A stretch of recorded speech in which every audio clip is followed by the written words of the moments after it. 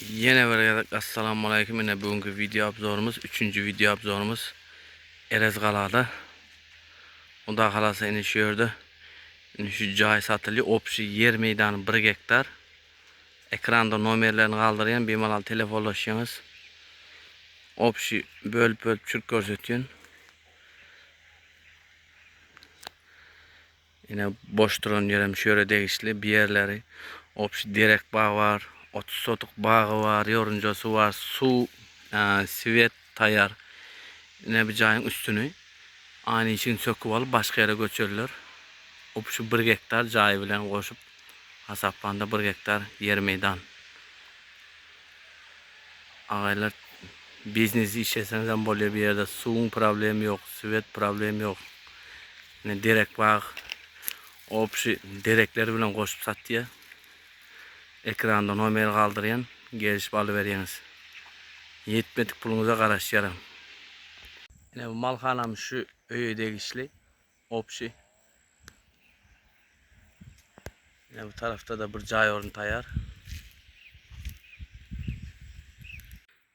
Yine hürmetli aboneçiler, bir yeri opşu 10 sotuk direkten anarsan marali. Hem yeri yoruncakilen su problemi yok. Su üstünde gelip dur. Arka tarafı bağ, meyve çiğve. Yine ağayla Erez Qala adres. Bir cayın üstünü söküp alıp başka yere göçülün. Yine ağaylar opşu depeye çıktım yine.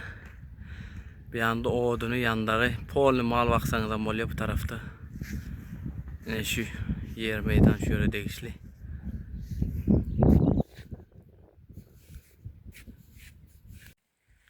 Yine ağayla bağı var. Cayın arka tarafı bey. Yine meyve çiğve köp.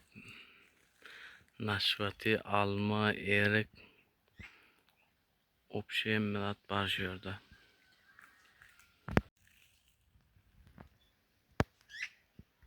Yine cayın arka tarafı. Ağaylar pulunu bölüp versenizden boluyor. Yine şu opşi yer meydan. Cay bilen koşup satılıyor. Direkt bağım var. Meyve çiğve. Opşine yorunca atız.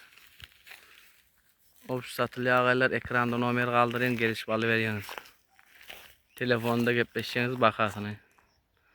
Rahmet, sağ olun.